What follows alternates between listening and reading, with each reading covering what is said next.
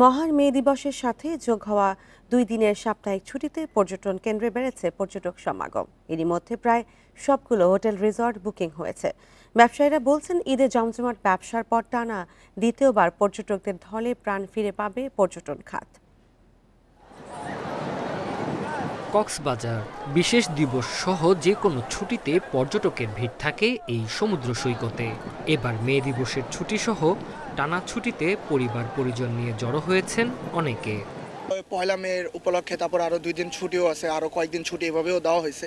তো এই কারণে আমরা একটু ভাবলাম যে কক্সবাজারে আসি, এখন একটু ওয়েদারটাও সুন্দর, সেফটি সিকিউরিটি অনেক ভালো, আর মোটামুটি ভালো এনজয় করছি।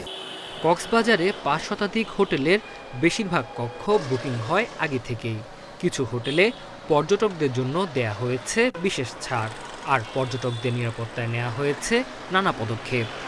বন্ধের দিনগুলো সাধারণত খুব বেশি ডিসকাউন্ট থাকে না। আমরা হোটেল মিডিয়া এবং রয়্যাল বিচ রিসোর্টে আমরা 40% পর্যন্ত ডিসকাউন্ট দিয়েছি পর্যটকদের জন্য। পাশাপাশি আমাদের যে ইনডোর রেস্টুরেন্টে খাবারের ক্ষেত্রে তাদের বিশেষ ডিসকাউন্ট থাকছে। 3 দিনের যে একটা ক্রস ছুটি, এই ছুটিতেও লাখ লক্ষ পর্যটকের সমাগম ঘটবে। এই অবস্থায় আমরা পূর্বের মতো একেবারেই শক্ত অবস্থানে আছি। যারা অপরাধী আছে তাদেরকে কোনো অবস্থাতে না ঢুকতে পারে তার জন্য আমাদের 4 স্তর বিশিষ্ট নিরাপত্তা টিম থাকবে। সবুজ পাহাড়, চা বাগান আর অনিন্দ্য প্রাকৃতিক সৌন্দর্যে ভরা মৌলভীবাজারের পর্যটন কেন্দ্রগুলো মুখর ভ্রমণপ্রেমীদের পদচারণায়। গত ঈদেও আমরা মোটামুটি পর্যটকদের সাড়া পেয়েছি। তারপর থেকে একটু পর্যটকদের সমাগম কম হয়েছে।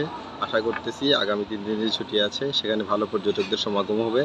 ব্যবসায়ীরা বলছেন, ঈদে জমজমাট ব্যবসার পর দ্বিতীয়বার পর্যটক সমাগমে প্রাণ ফিরে পেয়েছে পর্যটন খাত। পর্যটন শিল্পে সংশ্লিষ্ট ব্যবসায়ীদের ঘুরে দাঁড়ান যে প্রচেষ্টা, অনেকাংশেই কিন্তু সাফল্য পেয়েছে বলে আমরা মনে করি।